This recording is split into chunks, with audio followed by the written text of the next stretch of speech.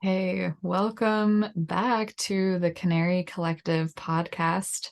It has been over a year since I have recorded any fresh official episodes of the podcast because I entered into Flare Adventureland on a whole other level in January 2022.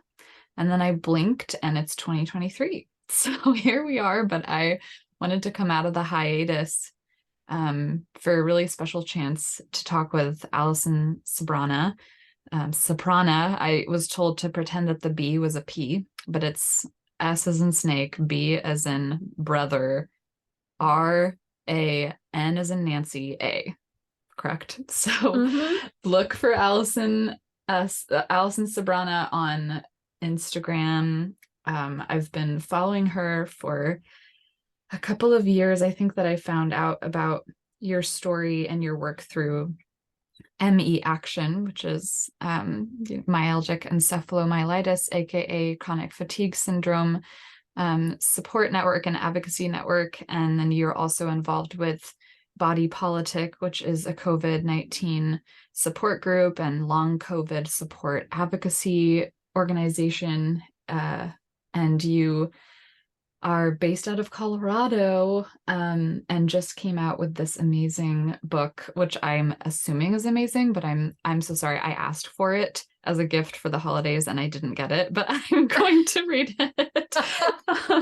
Instead, I got Unbound by Tarana Burke in the library and The Future is Disabled by Leah Lakshmi Piepsana Samarasinghe That's for on my list to the read for holidays. sure. So as soon as I'm done slowly making my way through those, I feel like I'm gonna probably buy your book for so many friends too, because it's so many people are struggling. The But it's Long called, COVID Survival Guide is also on audiobook now. I'm not able to oh, read text visually, so yeah. I'm super excited that it's just out because I'm only one of quite a few contributing authors on it. So I actually haven't read some of the other chapters yet because I can't visually read them. And the Yeah. audiobook just came out, so I'm really excited to be able to catch up on a few chapters that I haven't been able to read yet. Yeah. I also have for the last 8 years really struggled with reading, and then I also struggle with audio. So getting through books is a slow process for me as well. But that's exciting that it's an audiobook. Okay, so it's called Long COVID Survival Guide. Yep, Long COVID And Survival Guide. You can get it wherever books are sold. And I just found it through our local library system. I was searching for a different book and it came up and it was one of those happy moments of like full circle for me. So oh, nice. I will look. Right now I'm in Seattle area on Duwamish land, and I'm going to check the library for that. But thank you so much for doing the work that you're doing. We were just talking about how we get a lot of messages a day of people who are going through mystery symptoms that are confounding doctors, and we don't have the time or energy to share our stories or tips with everyone. So I wanted to talk with you about certain just tips, if you had getting on disability tips, or pacing or dealing with long COVID. But first of all, is there anything burning that you just really want to make sure that we talk about with our limited energy today? yes, actually. Long-term services and supports, I think, should be the number one thing talked about for people with ME/CFS and long COVID, for anyone with an energy limiting chronic illness. Yeah. And I think it's largely missing from the conversation. And I think in terms of like government benefit type options, it is the most bang for our buck with how much energy we have to put into applications. And it's almost entirely missing from the conversation in our communities. And I want to put it out there because I have been sick for almost 9 years with ME/CFS after a virus, and long-term services and supports is what changed my life the most out of anything. Wow. What are some of your long-term supports that you got? That's a great question. So it's important to know that I'm in Colorado because these services vary based on each state, because here in the US, Medicaid is very different from state to state, right? Because it depends on what the state legislature decided to do and if they expanded or not. And so here in Colorado, we have had Medicaid expansion, and we have some pretty great long-term services and supports option. So I myself have consumer-directed care. This is something that disability activists fought for. It means that I'm in charge of training the people that work for me, that are my caregivers, my attendants. I hire them. I decide who they are, right? Mm-hmm. And I'm the one that sets their schedule and all of that. I have control over. I set my budget. I decide how much I'm going to pay them out of the allotment that Medicaid gives me through a fiscal management agency. This is in opposition to having agency care where I'm with a home health agency and they choose the person that comes, and they choose when they come, and they choose what they do.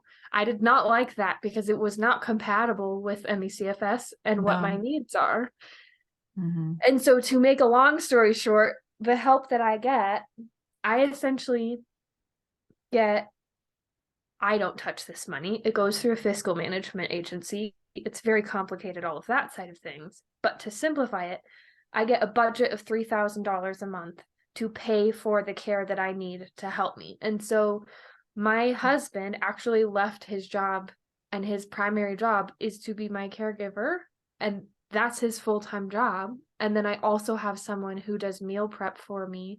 So between the two of them, my laundry is done, my groceries are picked up, all of my meals are prepared, including snacks, based on the specific suggestions of my registered dietitian, mindful of my POTS that I have to eat small meals throughout the day. In the morning, my blood sugar does weird things, and so they have to be high fiber, low carb, all of those things taken care of for me and prepared, ready to go in the fridge or in the freezer. They're brought to me when I am in bed or in this recliner and I'm not able to get up, but I need to eat. My prescriptions are picked up, my clothes are put away, that, my air purifier is maintained, the humidifier is maintained because I have dry eyes. There's so many different, I literally have a spreadsheet from my case manager, and it outlines all of the tasks that are done and how many minutes per week I'm assigned, and that's how they come up with a budget. So like when I go to doctor's appointments and I need someone there with me, or if I'm using a mobility aid that I cannot lift in and out of the car and I need help with that, things like that. Oh my gosh. Yeah. So important to be talking about this. I could have said word for word what you just said about exactly what I need day to day, and it would be a total game changer for me and so many people if we had access to that. And it wouldn't then depend and rely on people in our lives who are already so stretched thin. And then that when people are leaning on romantic relationships, and then it's expected, that gets so tangly with bias and gender equity issues, and so that's such an equalizer. And not to mention financial equity, because before this, for the last 5 years, my husband had only been working part-time outside of the home because I couldn't survive if he went full-time. Like, I needed a certain level of care from him that he was not compensated for. And so our budget was so tight for so long because he could only work for 20 hours a week outside of the home. And I'm on disability and I get like $1,100 a month from that. And so we missed out literally on years worth of compensation for him from he was doing uncompensated caregiving labor. And I think that's happening across the country. And I do want to clarify, not all states allow spouses to be paid for this. It varies so much state to state. And that's why I really emphasize I am lucky and privileged that I live in Colorado, where we've had Medicaid expansion, where I was able to get onto these services without a wait list, and where it is allowed that I'm allowed to pay my spouse through this program, because that's not the case in all states. I'm so glad. Well, I do like unofficial peer support because I was getting so many messages from people every day, or like, oh, my cousin just got, diagnosed with autoimmune fibromyalgia. Do you have any advice of what doctors they should see? Blah, blah, blah. So then I was like, I am so sorry. I really want to help, but I'm going to give people the opportunity to donate towards my medical stuff if you can. And it's totally sliding scale and optional, but I give peer support, and I'm coaching a few people who live in Colorado right now. So you know who you are. This is for you. This would change their lives. And like, we've been doing research trying to find this, and it's really hard. These programs kind of are sneaky, and you have to be so on it and supported to find them. So how did you find that out? So I got sick in 2014. I got Epstein-Barr virus, and the first 2 years I was like more functional. I was not diagnosed in this time. So I did not know that I was not supposed to push through. I was like going to the gym and working 40 hours a week and commuting 45 minutes each way to work 40 hours a week. Yep. My job at that time, because of my, medical experiences, was actually working as a community health worker for Colorado's Medicaid program. Ironic. Up here in Northern Colorado. So that's how I knew. I did Wow. that until I was literally physically no longer able to. And then ended up also working at the Department of Human Services in the office that processes these kinds of things. So I knew about it professionally, but I will say, like you said, it can be hard to find these programs. I think, in my opinion, it's less about how hard they are to find, and it's more about the stereotype of who they are for.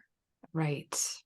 Because look, I was doing this professionally. I helped people enroll in these programs. I did not understand that I was supposed to be on these programs until I had been sick for over 7 years. Yeah. Yeah. And that comes from a lot of the misunderstanding of this type of illness, of ME, CFS, and long haul viral or post-viral or whatever it is, infections and inflammatory reactions. Yeah. And also like the misconception about what disability looks like. Yep.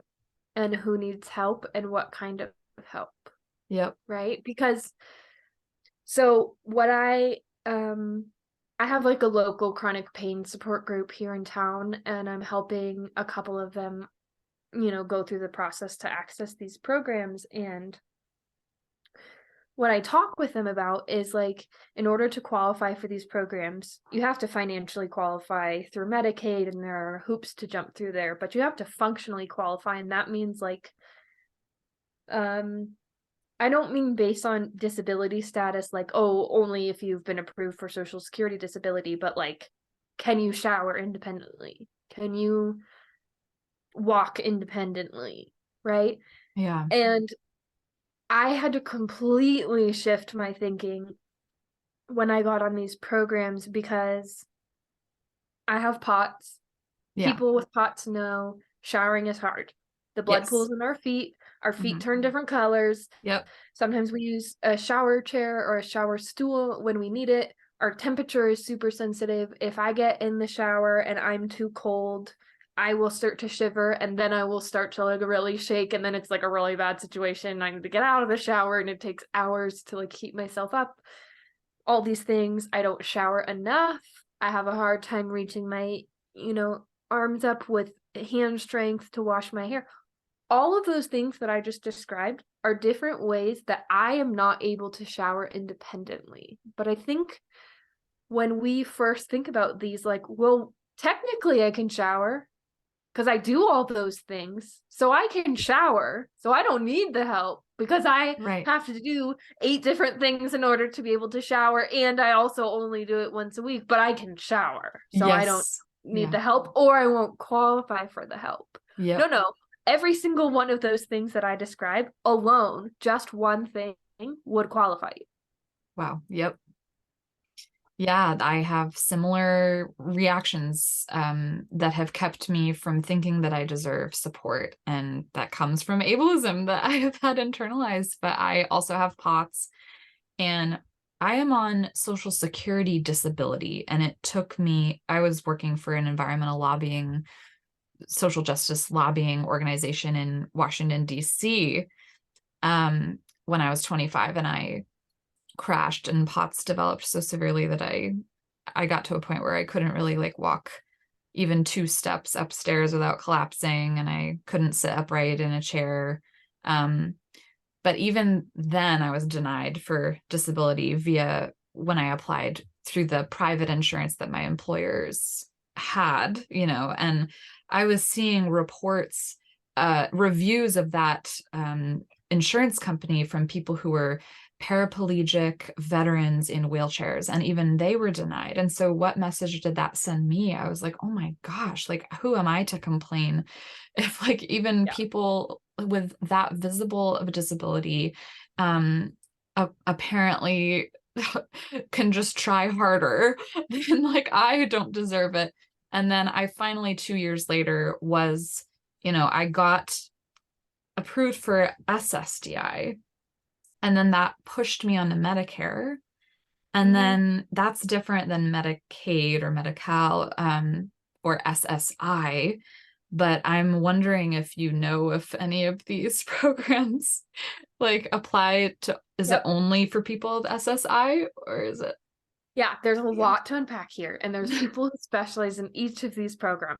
So I'm going to give like the broadest overview, and it means I'll simplify some things, but in the effort to try to explain, because I think it's really important for people in our community to understand what these are. Yeah. So first, in the world of disability benefits, you have 2 things, right? You have the government option, which is Social Security disability. So there's 2 options under this bracket here. Social Security disability insurance, that's the one where you have enough work credits and your amount is based on your prior income history. So that's what I'm on. That's what you're on because you got Medicare. I'm on Medicare too. Okay. Then there's SSI. That's for people who didn't have enough work credits at the time that they applied. And that's where you have a $2,000 asset limit. You cannot have more than $2,000. It means if you're married, your spouse's income will probably put you over and you will no longer qualify. You do not get Medicare with SSI, right? So these are 2 Social Security programs. One is based on having enough work credits. That's SSDI. The other is SSI. That's financial need-based plus you have to be extremely poor and then also disabled through their thing. Yeah. So if we go, that's Social Security, that's government. On the other side is the private disability, like what you said. That's the disability insurance you get through jobs. When job postings say we offer retirement benefits and disability short and long term, that's the kind of coverage we're talking about here. These are for-profit companies making money off of insurance policies. Yep. They are going to deny. That's their job to do that. So what I tell people, from my point of view, I'm completely independent. I'm just me. I represent no one except me. When you are dealing with a private disability claim through those private companies, get a lawyer. Do not do it by yourself. Do not try to do it by yourself. They are too complicated. They will deny you. And when you are denied, don't take it personally as a reflection of how sick or disabled you are. That's just how the system goes. Yeah. Just corporations doing what corporations do. Yeah. And it's not that it's not worth pursuing that. Like you should, because you or your employer and the labor you did for your employer paid into it. So it is your benefit to get. It's just that you have to go through a whole lot of steps to get access to it through a lawyer. Not to say that you don't have to go through a whole lot of steps with Social Security. You also do over there. I applied for SSDI. I was approved on my first try, but I am in the minority. Less than 30% of people get approved on their first try. So that's the overview of disability programs, right? So there's the government and then there's the private, 2 different avenues, and you can have both at the same time. Not quite SSI, that's a little more complicated, but you could dip into private and SSDI at the same time. Now, the tricky thing about that, let's say that in your specific situation, you got approved from your private disability insurance, they would have forced you to apply for SSDI, and then they would have let's say you were supposed to get $2,000 a month from the private disability, and then SSDI pays you $1,000. Well, now that private company only has to pay you $1,000 to top up what's left on the top of your SSDI. So it's effectively the government subsidizing this private for-profit industry of insurance, which is a problem. It should be changed. That is a problem. Wow. So really quick, the Medicaid and Medicare question, that only comes from the government side of disability benefits. Yeah. The SSDI, the one with the work credits, gets you access to Medicare after a 2-year waiting period. The SSI used to be the way that disabled people access to Medicaid. Now with Medicaid expansion, they don't have to go through that avenue to access Medicaid. You can, go through other avenues. For example, in the state of Colorado, I'm on a special program for people with disabilities. It's called the Working Adults with Disabilities Medicaid Buy-in Program that gets me on Medicaid. I pay $25 a month and I have full Medicaid benefits, including that $3,000 a month bill of long-term care services. Wow. And that's just for Colorado. Do you happen to know if California and Washington have a program similar? So other states do have programs. You'll have to, usually what I Google is like, okay, let's use California as an example. California, Medicaid, in this case, it would be called Medi-Cal because that's the name of Medicaid in California. Yeah. Disability buy-in, disability working program, disability Medicaid qualifying, some combination of those words until I find the right program. And I have done the research for California. There is a program there. It seems to be a little bit more limiting than ours in Colorado, but it is an option. Wow. Okay. So I will Google Colorado or California disability Medicaid buy-in or disability program option. Okay.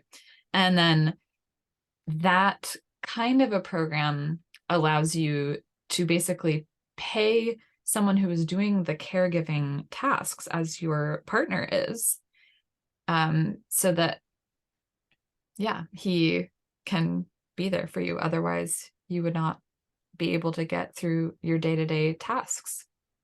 That's correct. So I do want to make sure that people understand it's not like all sunshine and roses with these programs.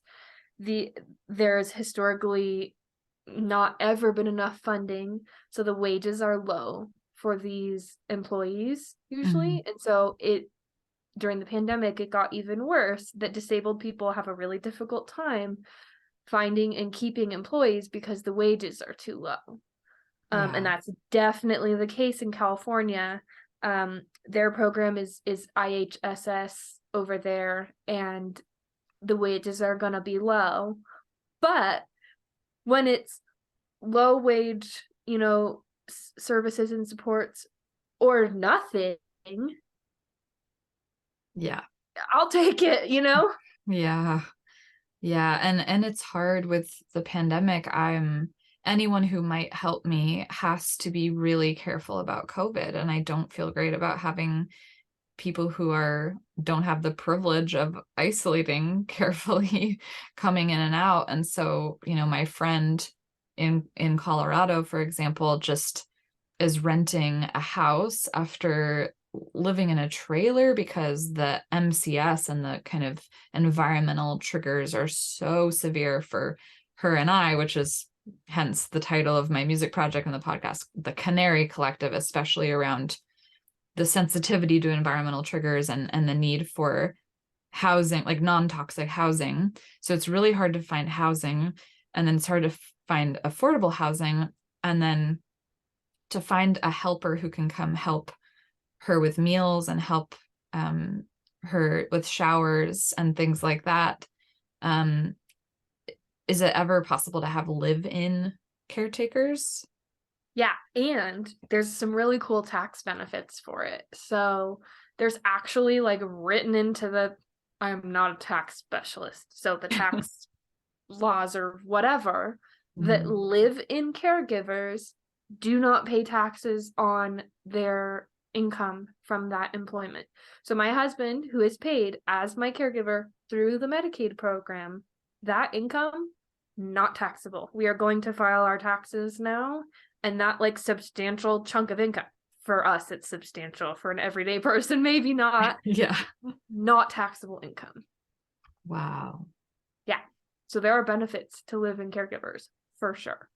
Yeah. And to your point about COVID safety, I think it's one of the best benefits of consumer directed care, where we get to decide who we hire to do it. Because when I was Yeah. with the agency, they, without my consent, sent me someone who was unvaccinated in like kind of earlier pandemic days, but like several months after vaccines had been accessible. And I was furious when I found out that there was someone, 2 feet away from me with barely a surgical mask on who was unvaccinated. Like that, you do not have my consent for that. No. Yeah. And so when I posted my job posting, I made it very clear that like, this is my priority. You must be up to date on vaccinations and boosters. You have to be willing to wear a KN94 mask or better that I will provide at all times when you are here. And that's really important to me. And I really paid attention to that when I interviewed people, because my safety is important. Yeah. Yeah. Wow. There are so many ways that we are just taught to think like beggars can't be choosers, and that whatever we can get, we should just be grateful for. But I think that this is really important to go against that and say, no, people need to be able to choose what is actually safe, and for the person who's disabled to have agency, and the decision and the consent be in your hands. So that's Yes. amazing. And so with SSDI, just on that work piece, I worked for 5 years before I got sick. I was really, really pushing myself, but I did. Did you have other fields that you were in, by the way, before the Medicaid job? Yeah, I was a classical musician. That was my Oh, area of that's study. right. Oh So my when I gosh. got sick, like my virus, acute virus, I was literally performing when I first had my first symptoms, and until like a month ago, that was the last time that I had performed professionally as a classical Oh, musician with other classical musicians oh almost my. 9 years ago now. Are you Um, singing? Do you sing? oh no, I was a flutist. Oh, I'm a So I was flutist too. playing in the pit of an opera, like down below, smashed together with all of the musicians. And it was our last night of the opera. And in intermission, I was like, oh my God, something is wrong. Like my throat really hurts, and it's like starting to pull down the whole side of my neck. And we like rummaged around until somebody found some Tylenol or something, and I just like pushed through the rest of the performance as most classical musicians do, and I had Yep. no idea what was about to happen. Oh my gosh. But you just performed a month ago? Yeah, so my husband's a musician, his dad is a musician, he's the music director at a church, and so I I'm lucky that I have the privilege of like, for Christmas Eve service, can you I basically have at my disposal someone who can, write or arrange music to whatever difficulty that I want. So I had Wow. him give me something a little bit harder this year, and I actually performed with 2 other professional musicians, and we played uh just a short arrangement of something from the Nutcracker, and it was the first time that I performed like classical music in almost 9 years. Wow. I'm so sorry that that huge part of your life has been less accessible to you or inaccessible for so long. It's just amazing how much life can change with the moments that you think, oh, I'll get over it. That's nothing. And that is what I wish people would understand.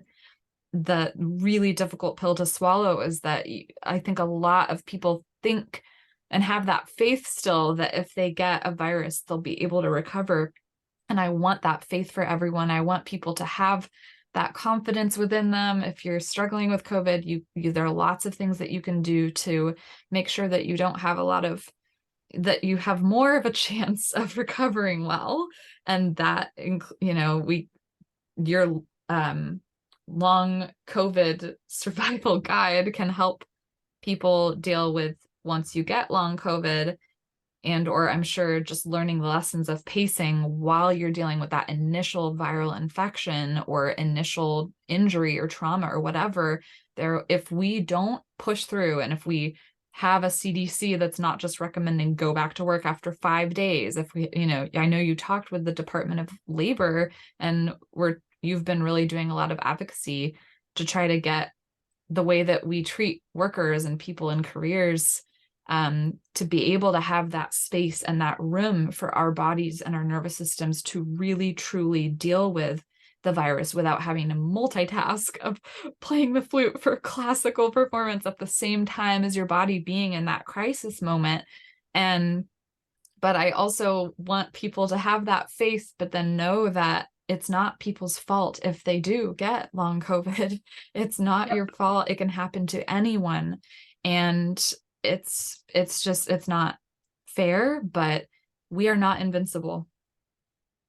Yeah. And that's really hard. But I'm a flautist, and my mom and my sister is a flautist. My sister went to school for classical vocal performance. And so it sounds like we're kindred spirits. And that was a big, big part of my childhood and my life too, is pushing through when I would get the flu, and I would be on stage for 3 hours singing and performing and dancing with 104 fever, and walking to the back to shoot myself up with antibiotics. and that was the culture. That's like kind of a colonized capitalist culture of taking this beautiful, intuitive world of the arts and then just making us pummel out productivity to make an income. It's so sad.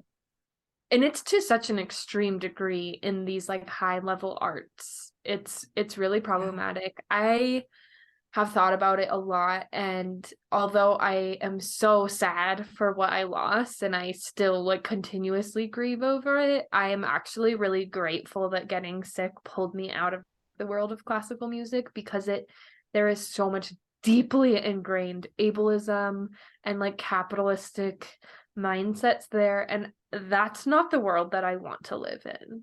Right. Yeah, it doesn't mean you have to throw out music. Music's not the problem. It's the way that people are doing it. It's the field, like the professional field that people work in every day. Yeah. Yeah, there's got to be a better way. There has to be. Humans are going to bump up against that lesson time and time again until we just have to learn it. Unfortunately. Yeah, but let's learn more lessons before it's too late for those of us who are most vulnerable. Yeah. Yes. Yeah. So I feel like I interrupted you. So more of your explanation. Do you want to say more about the programs for having this care and daily support?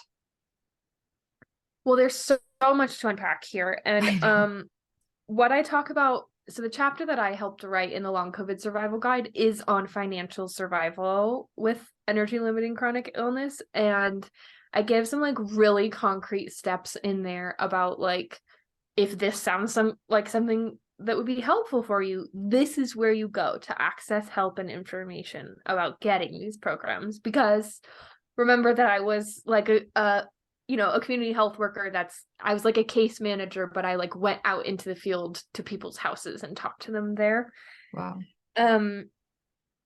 So there are, how do I say this? Okay, so folks in our community are used to being completely forgotten by the government and or intentionally forgotten, right? Because it's better for them if we don't exist. And even just in the example of long COVID, right, people with long COVID existing, just them being sick out of no choice of their own, is inherently political because of the situation that we're in, right?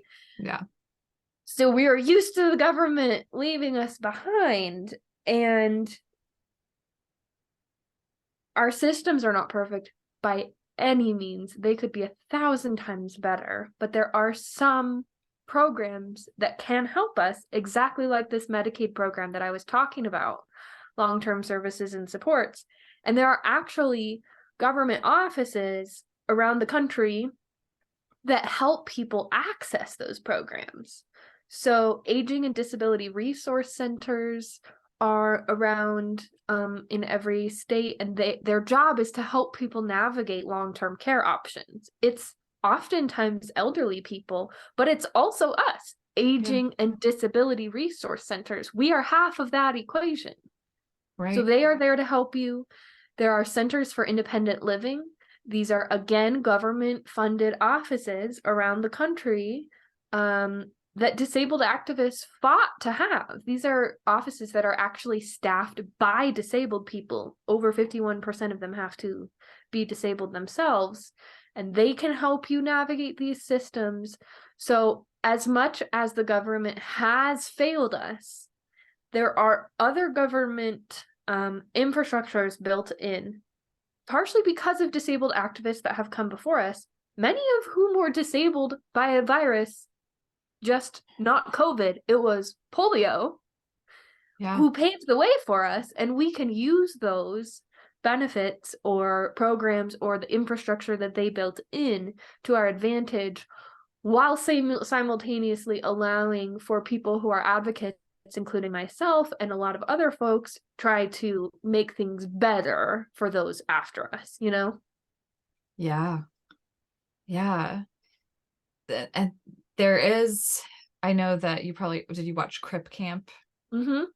Yeah, and one of the main activists, Judy, oh gosh, she had a name that has Judy Human. Yeah, on Being Human was her memoir. Mm-hmm. Thank you. And yeah, just people like her paving the way with being disabled as a young child from polio. But I liked that Crip Camp film also discussed kind of, even amongst the disability community, there are so many ways that people are asymmetrically getting access to these programs and not. And it's definitely along, racial and income identity groups, and who has inherited wealth in this country and who doesn't, and who has bias, and people in the LGBTQIA communities. And it's just a lot that we can't fully go into, but would just want to recommend Crip Camp. And do you have any other like films or resources besides your book that have been really helpful to you in understanding disability justice principles? In the more practical, like, instructions on how to access these things, because like you said, there are like so many barriers that especially like marginalized folks have even more. The How to Get On WordPress site is my go-to site for anything involving disability benefits, Medicaid, long-term services and supports, any financial survival, any of that. Wow. It's just howtogeton.wordpress.com, I believe. Wow. And it was made by someone with ME/CFS, and the specific lens was helping people like us navigate these benefits, because there are specific nuances that you need when you have an invisible chronic illness, maybe that's not even diagnosed properly, and you're trying to fit yourself into the box that is government disability resources, how to navigate that specifically. So that resource is incredibly important for our community. In terms of like broader education and media, there's a lot out there. I have a lot of stuff bookmarked, but I don't remember like what the Me too. off the top of my head. That's fine. That website is enough. Yeah, that honestly, truly, I talk about this in the book briefly. I worked professionally in this space, and the How to Get On website, without that, I would not have been approved for SSDI on my first try. I would not have really pushed myself to finally access long-term services and supports through Medicaid, I would have felt lost doing it. And it was my job to help people apply for these things. But Yeah. putting that lens of like MECFS, long COVID like illnesses, and accessing these benefits, which is exactly what the How to Get On website does, was a total game changer. And I just want to mention that the person who created the site, Lily Silver, passed away. 2021 or 2022, I don't remember now. Oh no. So it's this incredible legacy that she left Oh, behind, I and didn't know. I'm so sorry to tell you while we're like live recording this. Oh my gosh, I'm just so out of the loop. Ugh, I didn't know. She and I had been in contact over the years, and she really helped me too with my SSDI. Yeah, I thought that she was incredible. her website was a different name though. So when you said How to Get On, that didn't ring a bell. She was an amazing artist too. Yeah, so she passed away, I believe, of non-MECFS related. I don't remember the specifics now, but I just will always be so grateful for the legacy that she left behind, because I think her work has reached so many people, because documenting those specifics on how to do this, I mean, Yeah. it is such important work, because if all of us can get access to like meet our needs, that is life changing, multiplying across so many people, especially now that millions are disabled by long COVID. Yeah. Oh, thank you, Lily. Thank you. So many people who are taking their precious energy like you and are just doing the dirty work of getting it out to the masses. And I think of a lot of people who have been through the AIDS epidemic, that it's a really, really different illness and really different situation. But it has been helpful to, like, watching How to Survive a Plague about the ACT UP AIDS activists is inspiring. Learning about how it's not the first time something like this has happened, where a lot of people are getting sick, and it takes quite a few years for the government and the mainstream knowledge and mainstream culture to really get it, how big of a deal this is and how to get through it. And so in the meantime, it's so frustrating to be going in to doctor after doctor who doesn't understand how to protect you from your symptoms, how to coach you into being safe. And then a lot of stigma and blame of the patient gets placed. And then people are on their own kind of going rogue, very vulnerable to just having non-insurance covered doctors and practitioners and healers kind of taking advantage of that desperation. And it needs to be regulated so that we're thinking about what's best for the greatest amount of people in diverse situations, not leaving it up to corporations whose only job is to make money. Yep, I Yeah. completely agree. Um, Yeah. on that note, I wanted to talk about a bit of a bright spot, because I think it can be really disheartening to be living in the world that we're living in right now, when we are disabled by a virus, seeing Yeah. what's happening and feeling like there's never going to be care for us, and the medical world is never going to change. And I'm involved with this provider education and research initiative that's actually CDC funded for Wow. 3 years. And it's the Project Echo model, which has been around for over 20 years now. And it's basically using like virtual Zoom type stuff, before we were all using Zoom, to teach local primary care providers and basically become their like sort of local expert in different topic areas. And so the one that I'm involved with is the Project Echo for long COVID and fatiguing illness. And what we're doing is we are teaching primary care providers at a federally qualified health center in San Diego how to be the go-to person for their patients with long COVID and fatiguing illnesses like MECFS. And kind of one-stop shop care. Yeah, they refer to specialists, of course, when they need to and is appropriate, but Yeah. they're gathering all these specialists from around the country, including patient experts like myself. And then we gather together and we teach those primary care doctors, these are the tests that we recommend. I mean, I don't recommend those, but the providers do. And have you tried these medications? And have you tried this? And have you tried that? And then I give my input of like, well, my lived experience is such that when I experience these symptoms, blah, blah, blah, blah, blah, or, this patient hasn't applied for disability benefits and they really should, or they need long-term services and supports through Medicaid, and this is how you do that and stuff like that. So that has been happening for, I think, almost a year now. And it's Wow. funded by the CDC. Wow. And they're studying it to see, are these patient outcomes with, sort of specialized primary care, is that different than what patients experience at a post-COVID clinic, which tend to be only more accessible by those with privilege, whether it's private insurance or location access or, all these different things. So there Right. are bright spots that are happening.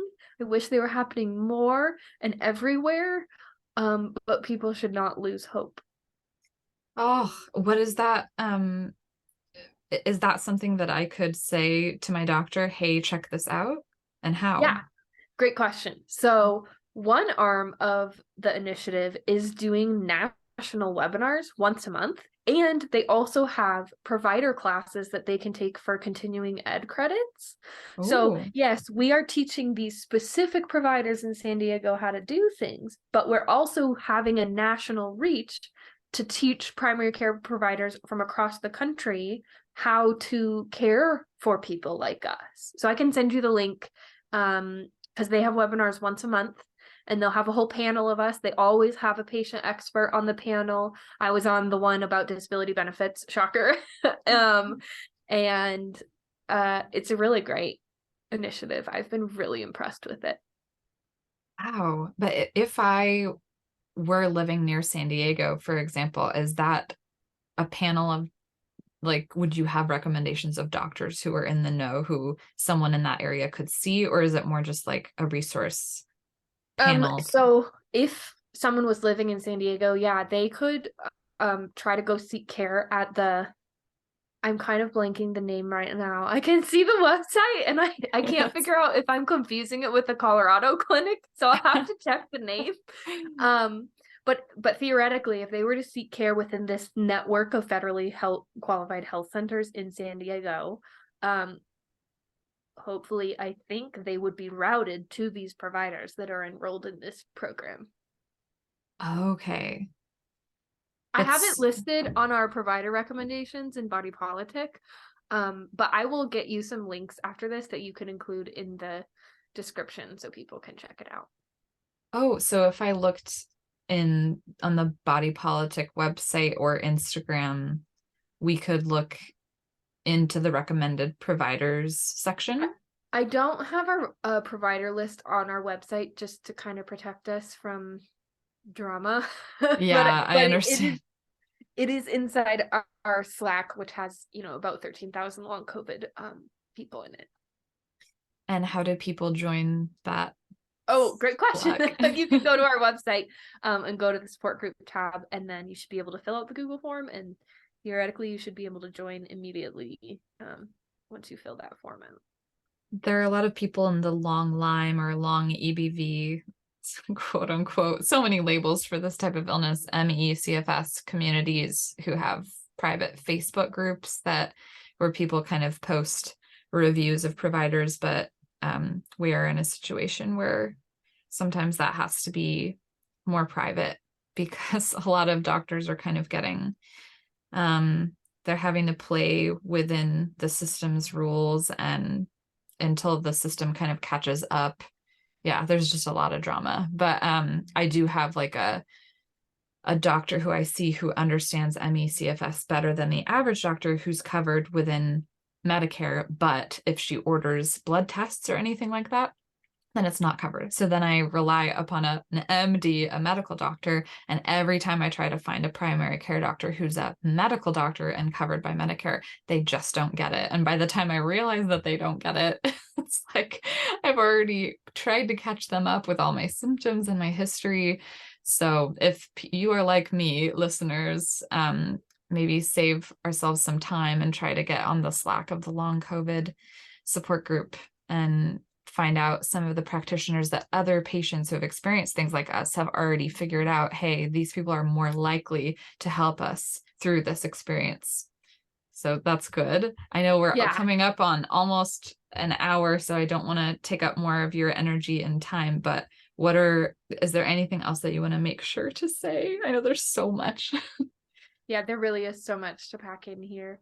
I think the last thing that I would say is there's a lot of labor that goes into sort of like the administrative tasks that have to happen to take care of ourselves. I don't want to call it self-care because that term has kind of been taken for like bubble baths and things. Yeah. But like it's a lot of labor to apply for things, to schedule and balance appointments and transportation to appointments, and all of the logistics that go into coordinating our own care. And that is exhausting. Yeah. And again, as a former community health worker, care manager, I just want to put that hat on to say that within our broken healthcare system, there are case managers and care coordinators sometimes who can help kind of lighten that load of labor for you, and it is literally their job to help you do that. The ways that you can find these folks, oftentimes your insurance will provide them, and I know every time I suggest this, people get scared because they're like, no, they're just going to convince me to not use the insurance. No, that's not really their job. Their job is to help you get efficient care that you need to avoid higher costs, like from an emergency room visit or a hospital admission that we don't want to experience either, right? So that's kind of how they're paid. So you first call your insurance to see if they have case management, care coordination. You can also ask your primary care doctor's office if they have a case manager. If that doesn't work, you can, community resources, you can call 211, which is United Way's phone number, and ask if they have suggestions for community resources, because every little bit of help that we can get really does make a difference. Because it's a huge lift to access these programs and services, and once you do, and once you're on them like I am, life gets a lot easier. But it is like climbing a mountain while you are very sick and climbing that mountain to get to that other side. And so use every bit of help that you can get. Yeah. It's so refreshing and giving me so much hope to talk with you. You are such a badass. I'm so glad that I pushed myself to reach out to you, a little nudged myself, because it sounds like you've figured out a lot more in some arenas than I have. And that, again, is not to say that I haven't tried. It's just so hard to have enough energy and get in the right corners of the web and everything to know about these resources. And just even hearing, Sarah Marie Ramey's story of how both of her parents are, doctors.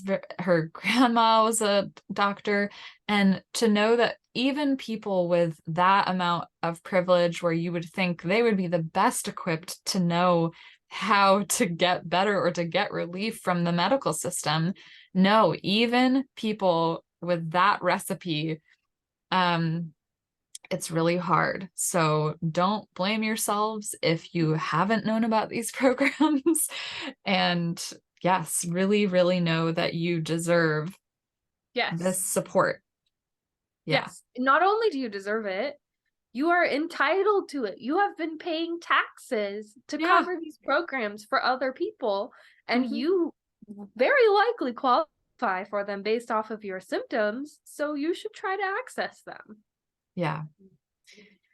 Yeah. And I want to hear more about your story.